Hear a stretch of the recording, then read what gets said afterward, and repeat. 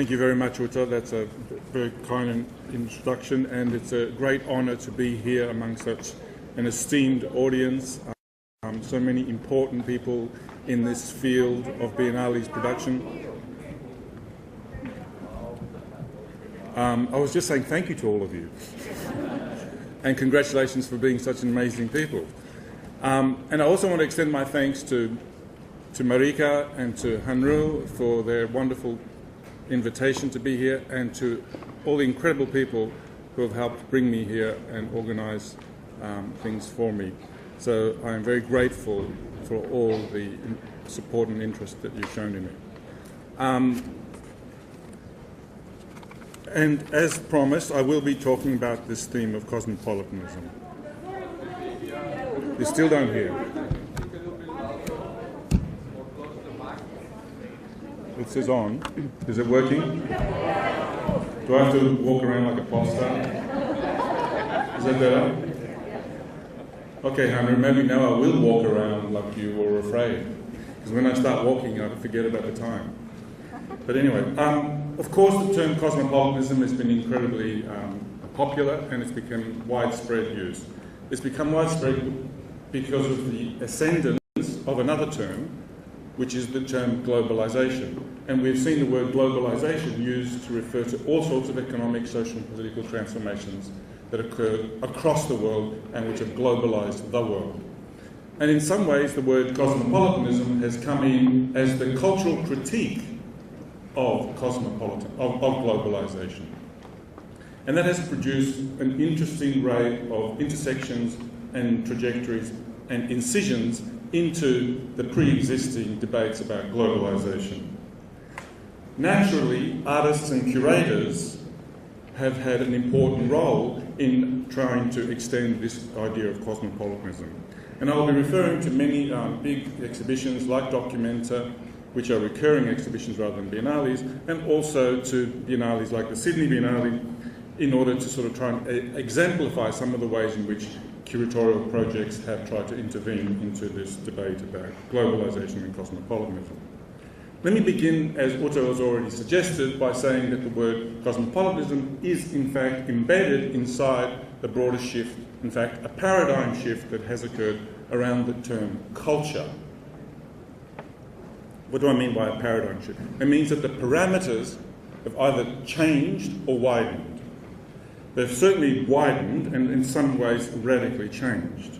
First, they've widened because now we see culture defined as a resource, as a thing that can be exploited, mined and utilised. Secondly, culture is seen as a problem-solving device, something that can secure new ways of doing things. And thirdly, it's seen as part of the instrumental knowledge that's used in popular culture.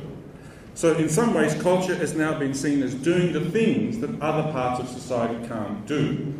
It's been asked to fulfil certain activities when all the other agencies in the state or the economy are no longer as successful, such as initiating urban regeneration or providing new forms of social integration. And these examples of culture as a troubleshooting agent has given rise to the sense that we are now witnessing what one scholar calls the emergence of the cultural public sphere.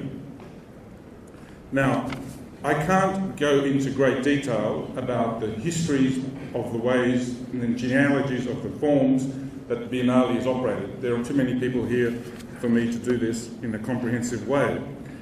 And there are too many examples already to be able to be exhaustive. But I just want to identify three key trends which have been evident in the emergence and development of the Biennale phenomenon, and I want to give a few key examples. Firstly, the trends.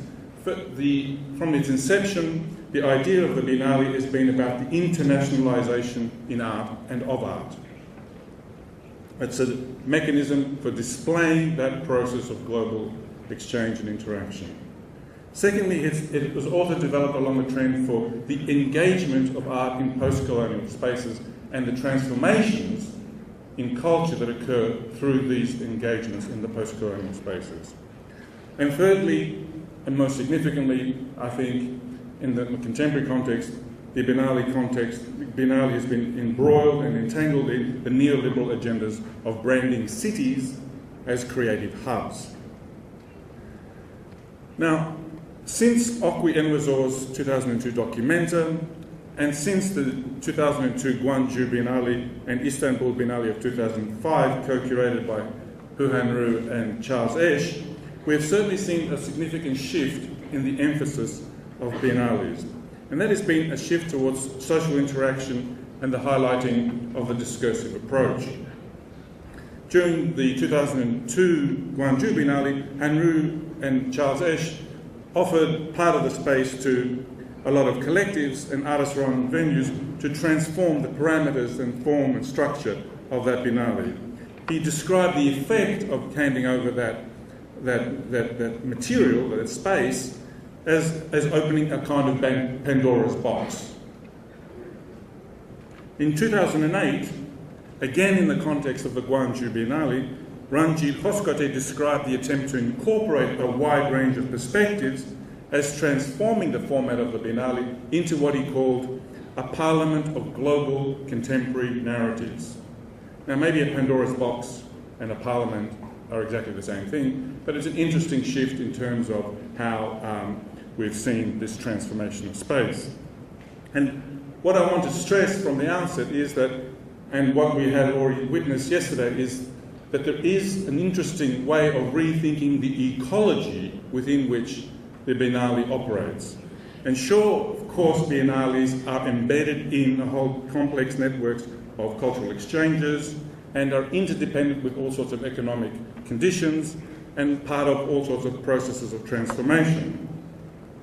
And a lot of artists explicitly see their work as trying to initiate themselves and inject themselves in this process of social transformation and political resistance.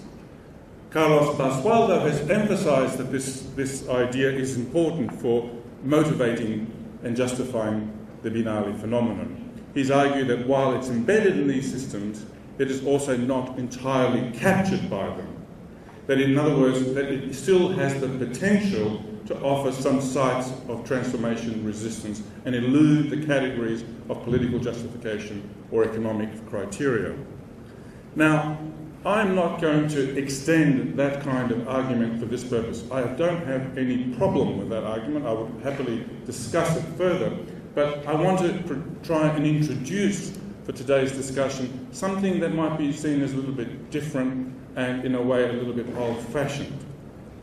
I want to try and talk about the phenomenon of the Biennale by introducing or reintroducing some aesthetic categories. Not political and economic, which I'm not in dispute with, on the contrary, but I want to emphasise the ways in which we might be able to start to talk about these kinds of events and phenomena with the benefit of aesthetic categories.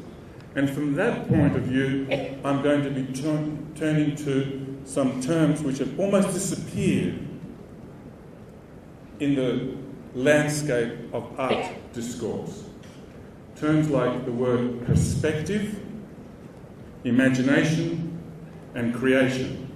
And if I have time, I'll in fact talk a little bit more about the word cosmos in cosmopolitanism and the function of translation in the way in which those political and philosophical debates operate. In short, what I'll be doing today is seeing how the sensory awareness of the world, which is after all the foundations of all artistic practice, it's the principle upon which it emerges, the sensory awareness of the world is also the context in which not only art operates in, but in which the Biennale is situated. Let me say a few procedural points. First of all, I am not the kind of person who believes that art is a new thing that is silent and requires a political or philosophical representative to come in and speak for it.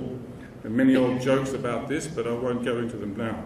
Secondly, I don't want to say when I talk about the world that art makes, that there is a fixed thing out there which is called the world, and that the point of art is either to capture an overview of it or to present you with a particular perspective of it again.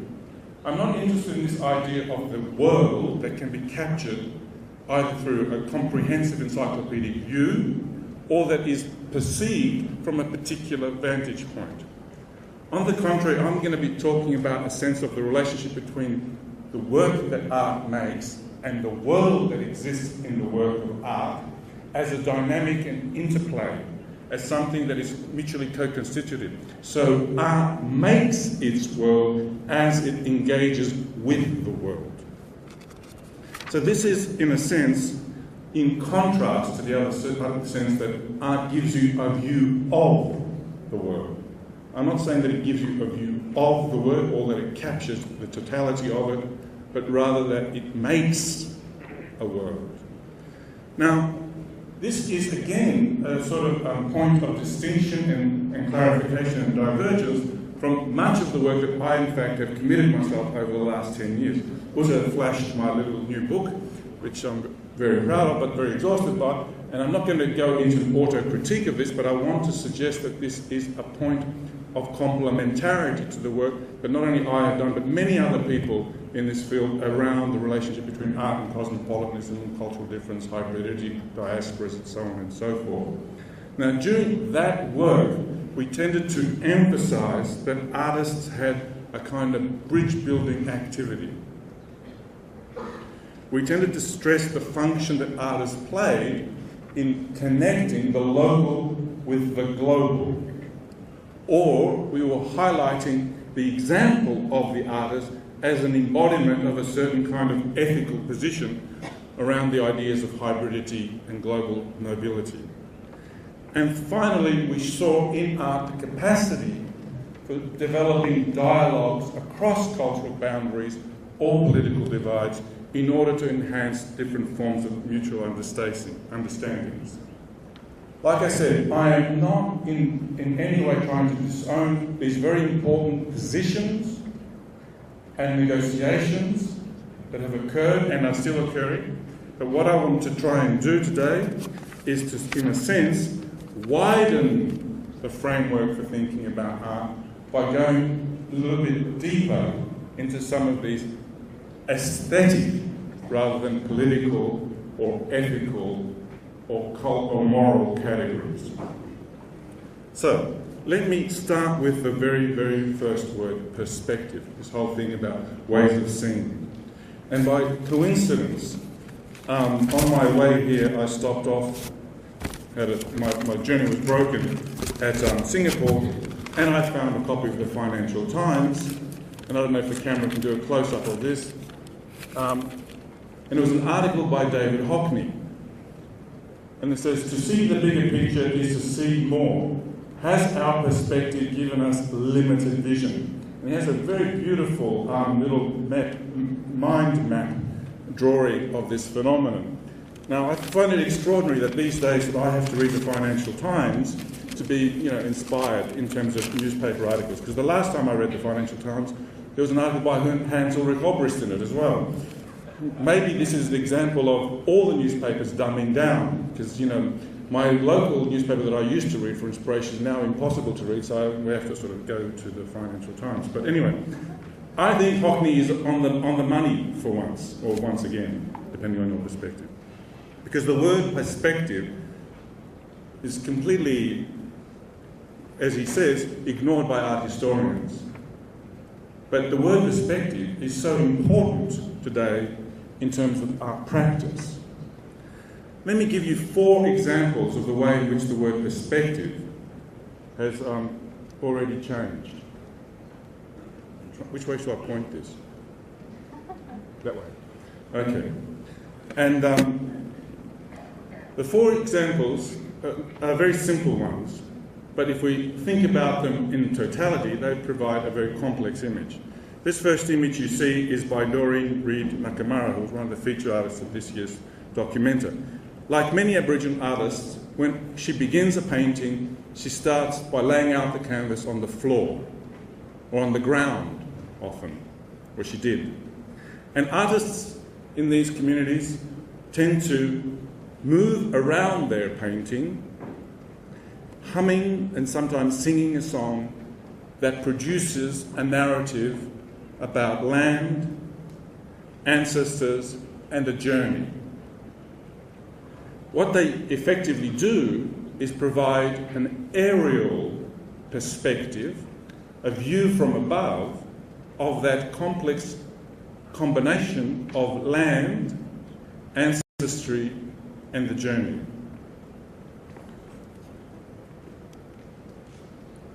In this year's Sydney Biennale, the American collective, who are also First Nations people, Post-Commodity, installed this, or created this frame of a kind of archaeological perspective, a vertical axis.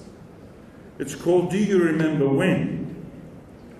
And this Native American collective effectively cut a frame or a hole in the arc area of New South Wales.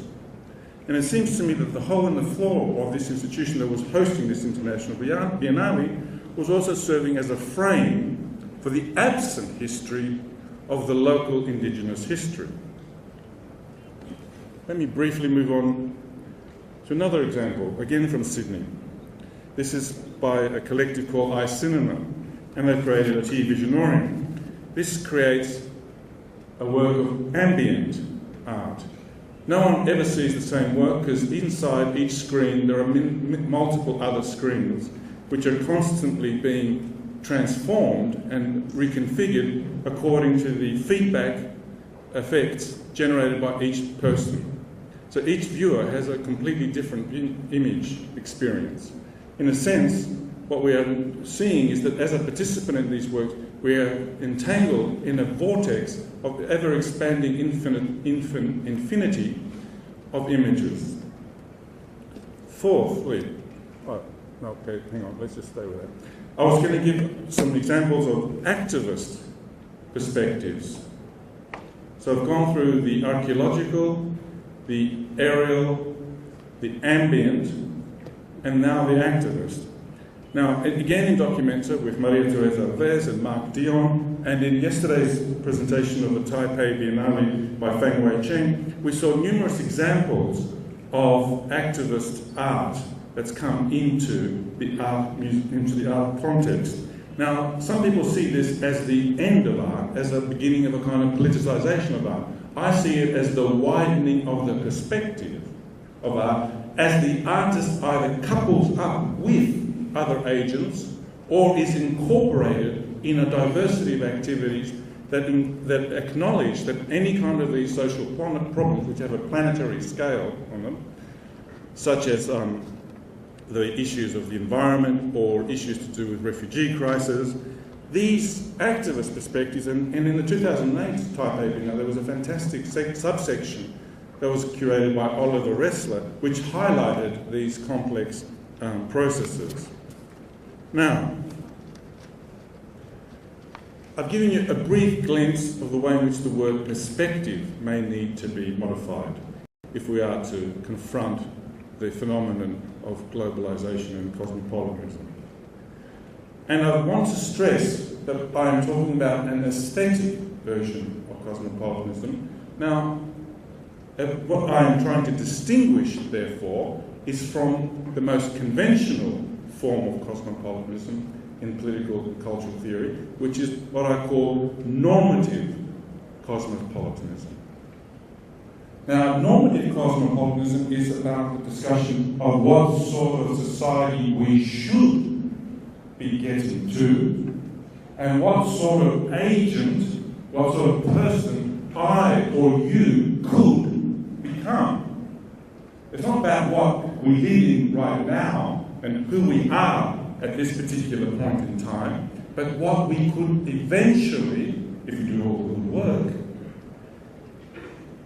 might progress towards being, either as a society or as an individual. Now, this idea of cosmopolitanism as something to progress to is the common theme for discussion amongst political and cultural theorists. And of course they all acknowledge that the idea starts in ancient Greece. But as Chantal Mouffe says, the term has a very loaded vocabulary. But the problem with the loading of this vocabulary is that very, very few people seem to even understand the meaning of the word cosmopolitanism. Let me explain.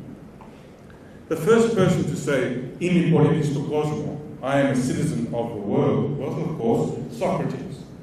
Diogenes the Cynic was soon to popularize that term, but it was the Stoics, led by Zeno, who in fact incorporated the idea of cosmopolitanism entirely into their whole philosophy.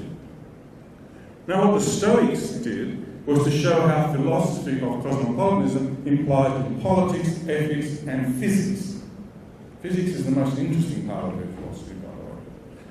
But underpinning these philosophical categories, ethics, reason, and physics, was the faculty of aesthesis, our sensory perception of the world. Now, this underpinning category, which of course was central to phenomenology, has been in fact highly obscured in the political and cultural debates about cosmopolitanism.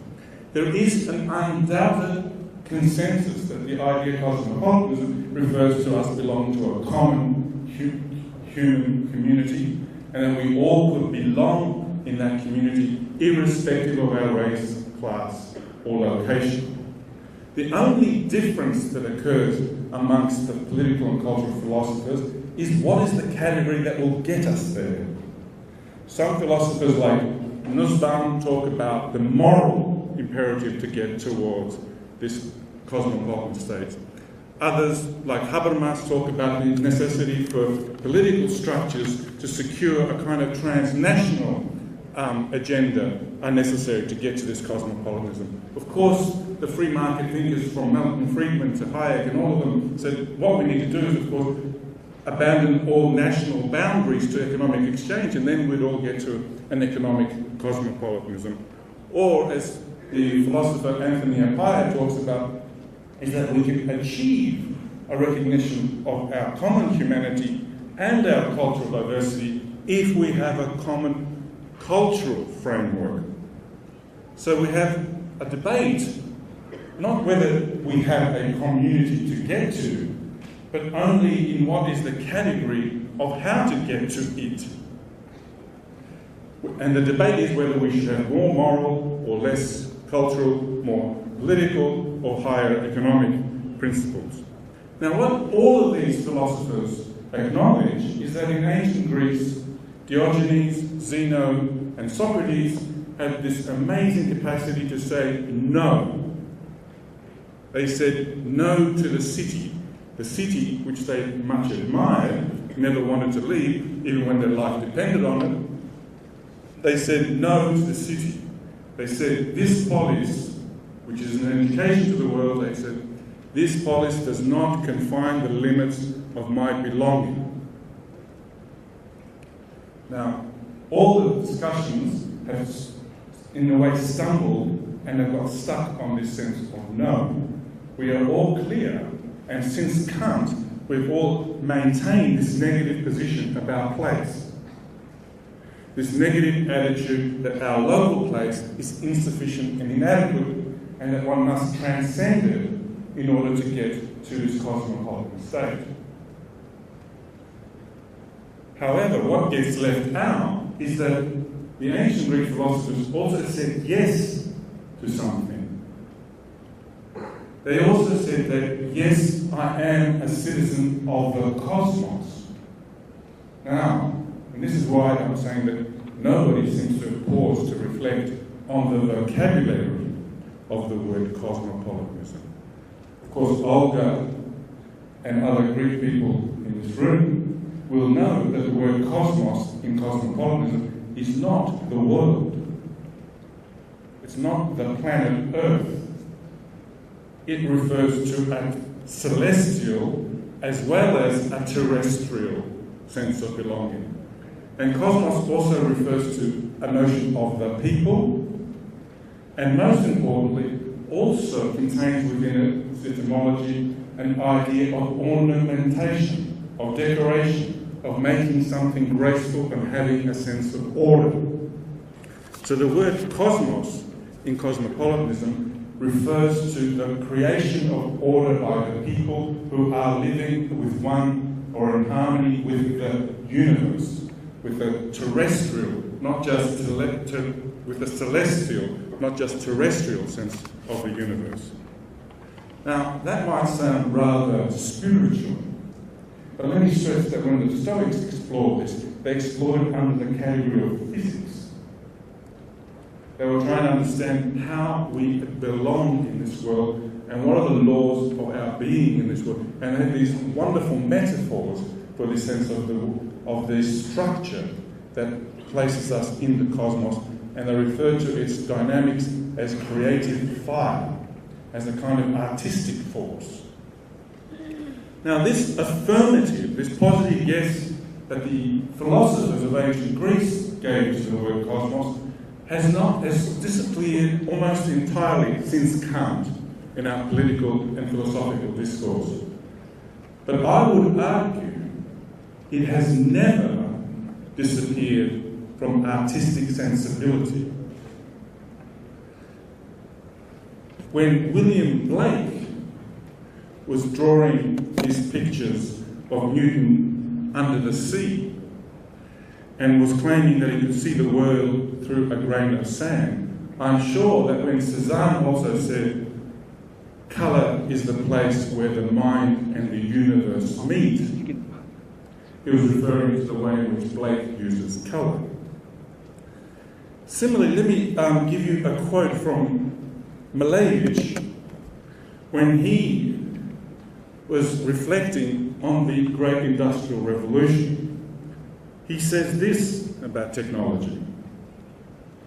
The new life of iron and the machine, the roar of automobiles, the glitter of electric lights, the whirring of propellers have awoken the soul, which was stifling in the catacombs of ancient reason and has emerged on the roads woven between sky and earth.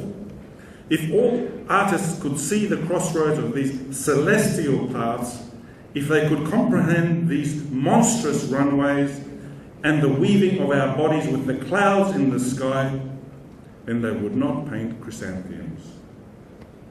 Now, this kind of quote would embarrass many political philosophers and cultural theorists, and even an advocate of Malevich like Boris Groys tries to sort of water it down a little bit by saying, yes, Malevich believes in a universalism, but not the kind of the ancient. And I agree with him. This is not a resurrection. My purpose today is not to reinstate an ancient philosophy for the purposes of injecting or reclaiming something missing in our contemporary context, but rather to reconfigure these ideas. So when Boris Groys thinks about the example of Malevich, he says this is a kind of weak universalism. In other words, it's not the same as the strong universalism that we've inherited from Western philosophy, but is a transformed idea of how a symbol as simple as a black square on a white canvas can be meaningful to anyone. And it's meaningful because anyone can grasp the meaning of a black cube. Now let's take it a little bit more literally. When Wolfgang Tillmans stares up at the night skies and thinks about the reception of light from a star that has faded, in other words, the star has died, but the light is still travelling through the cosmos. We eventually get it, but what we're seeing is a light that no longer refers to something that's alive. Now this, in a sense, for him, is a metaphor of the limits of our enlightenment. But Rosemary Trockel also thinks about the word cosmos in an interesting way. She talks about and makes this practice of incorporating ordinary things into a small universe in order for her to rethink the way in which the personal imaginary is embedded in the construction of a cosmos.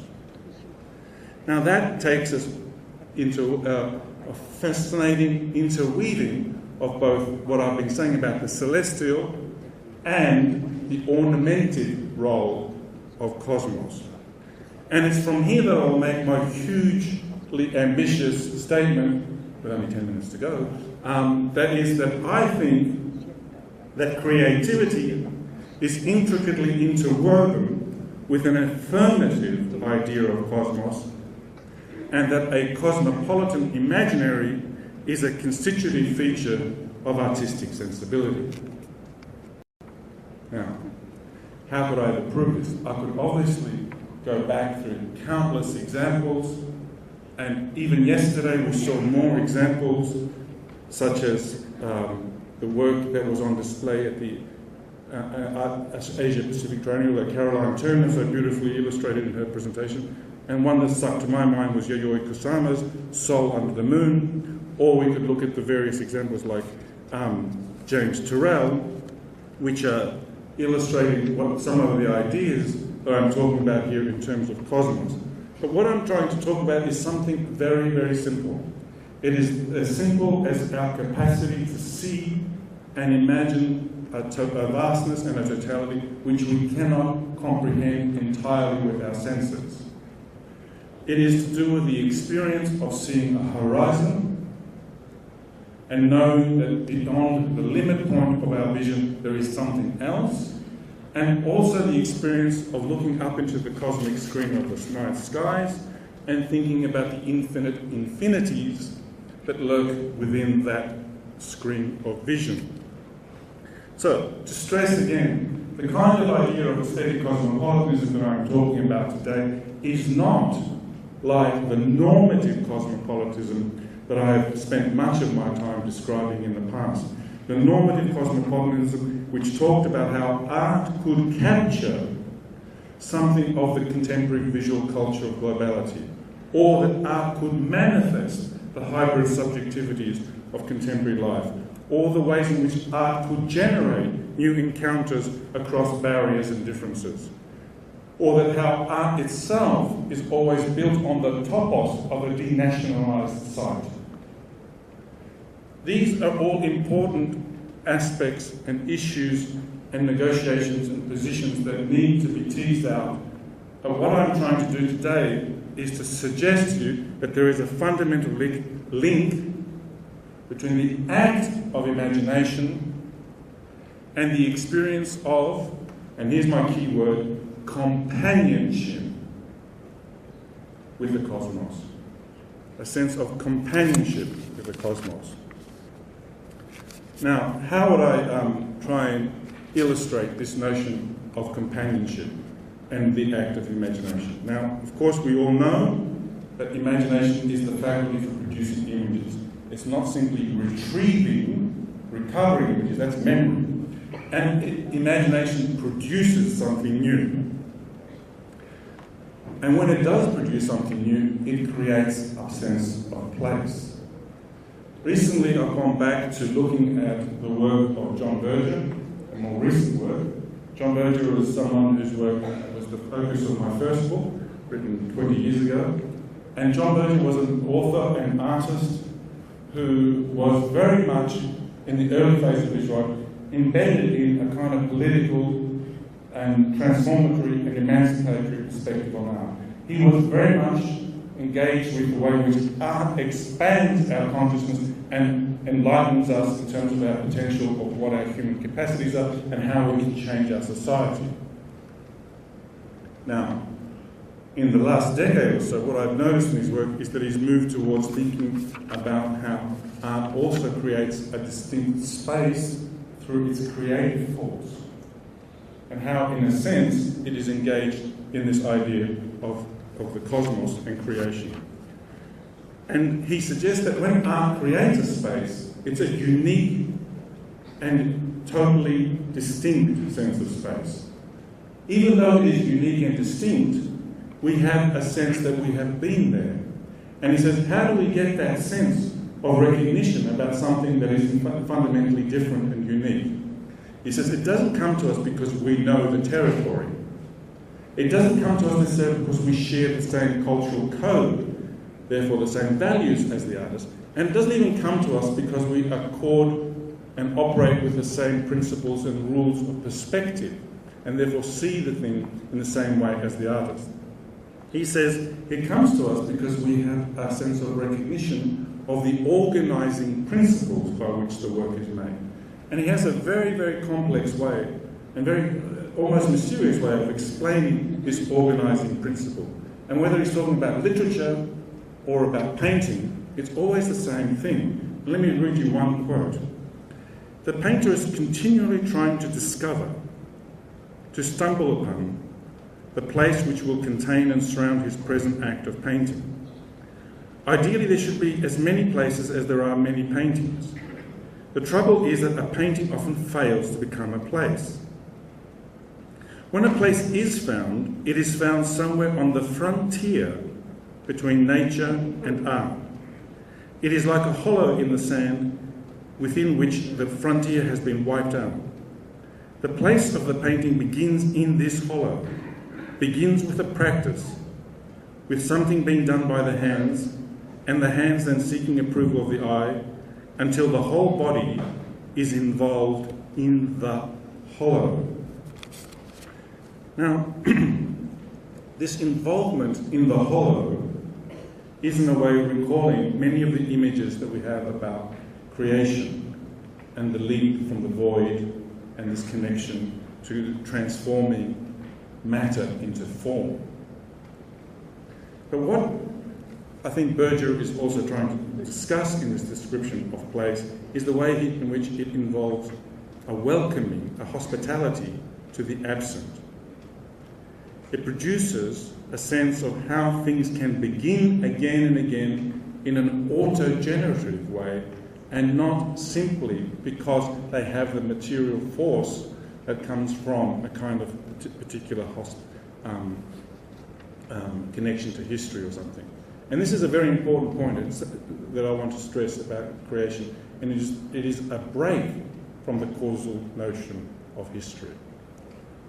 I'll talk about that later in discussion if we can. But I want to stress another point that Berger makes when he talks about the recognition that occurs when we look at the sense of place.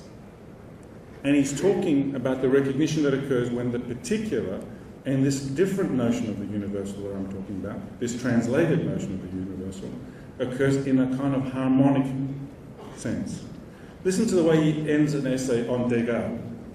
He says, he's talking about the relationship between a mother and a child. Watching the woman standing on one leg and drying her foot, we are happy for what has been recognised and admitted. We feel the existence recalling its own creation, before there was any fatigue. Then he suggests, do we not all dream of being known by our backs, legs, buttocks, shoulders, elbows, hairs, just nakedly known as a child is by its mother. Now, this idea of being known in the particular and in a universal kind of way, I think has been a subject of considerable scrutiny in recent philosophy, in some debate. Now, Rancière has talked about the way in which Flaubert's and Mallarmé's writing was an opportunity whereby we could see in the banalities of everyday life the beginnings of a sense of anything and everything, but also that the beauty could be found in anything and everything, and that it could be coming out of its own nothingness. Similarly, Sloterdijk, a rather controversial thinker these days, has gone off on this incredible journey trying to rethink the whole of Western philosophy, but has nevertheless touched on some very important points about the relationship between this dyadic relationship between mother and child and the cosmos. I don't want to sort of get bogged down in these discussions because I know I'm already almost out of time, but I want to suggest that what we are talking about here when we talk about the cosmos is not something otherworldly or abstract, but something very intimate and very banal, something that's very close and concrete to our experience. In other words, it's the experience of the immensity and the vastness of the cosmos in our particularity. Now, in conclusion, I will have to leap some of the axioms that can be found in John Berger's recent writing about imagination and creation and collaboration. But I want to conclude by looking at one particular work that was also at this year's Documenta. It's a work by Rabbi Murray, and it'll be a little bit of a surprise to try and think about cosmos, but Derrida talks about the experience of a child being born. He says that, and any parent will know this. I know my time is up, but this will take 2 more minutes. I'm sorry. We started 2 minutes late, so I can claim 2 minutes. He says about the importance of a child being born is, while it's being anticipated, everyone's thinking of names, whether it's a boy or it's a girl. You know, is it going to be like the daddy? Is it going to be like the mummy? Is it going to be smarter or taller, etc.? So we create an image in our head. But the moment, the split second that child is born, it defies all those pre-naming activities that we have done. I can see a lot of mothers nodding. It defies and it bursts into the world as if it came from another world, or, and Derrida says this, or as if this is the origin of the world. Bear that experience and memory in mind. And think about this. When you enter this work, you see this flicker book and the headphones. The audio comprises of recordings of riotous streets and scuffles and the sound of gunfire. You are given the task of trying to match sound and image. It is a mesmerising but ultimately futile act. The books sit inside blue ink pads, and as you handle them, your thumbs and fingers become stained. In the other half of this room, there are 4 large photographic prints of ambiguous silhouettes that slightly sway from the wall and cast a strange flowing reflection at your feet. Opposite is an abstracted video revealing images of a man who keeps falling. The closer you look, the more you realise that there is always a subtle change in the details. A different personal item also falls as he falls. Cigarettes, phone, lighter. Could it be different people in these images? In the second room, there is a video recording of a lecture by the artist entitled The Pixelated Revolution. It commences with the comment that inspired the project. The Syrians are recording their own death. Murray explains his investigation into the phenomenon of people recording the violence of the civil war on their mobile phones, and his fascination with the perplexing instances where the witness with the camera comes into eye contact with the person whose rifle is pointing straight at his body. The viewfinder of the gun and the lens of the camera are aligned in a deadly symmetry. Remarkably, the unarmed civilian recording this event remains stationary and in many instances is shot dead.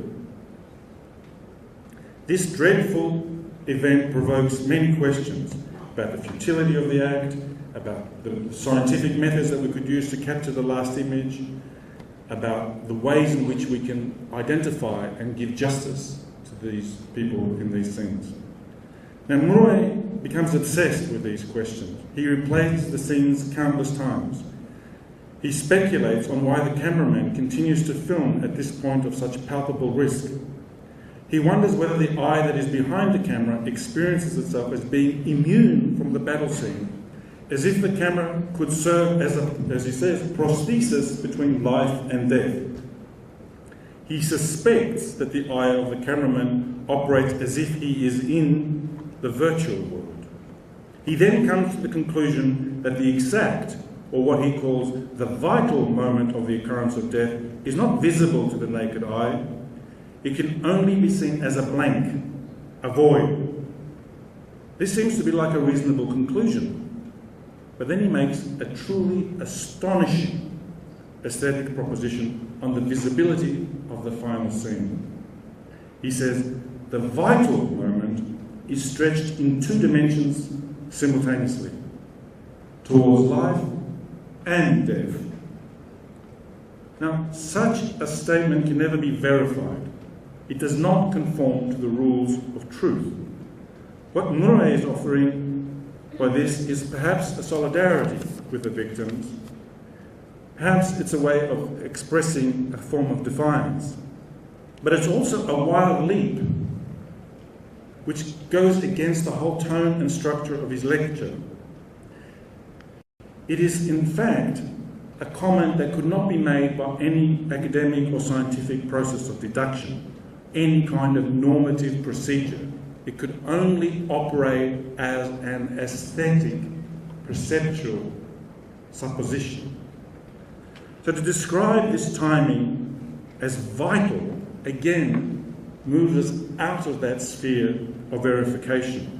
And it reminds us that, in fact, not just this particular instance, but the ubiquity of the image in everyday life. The fact that it's no longer the war photographer who is responsible for capturing that decisive image, but that everybody who walks around with a mobile phone in their pocket has stretched this burden of responsibility and complicity in terms of image-making activity.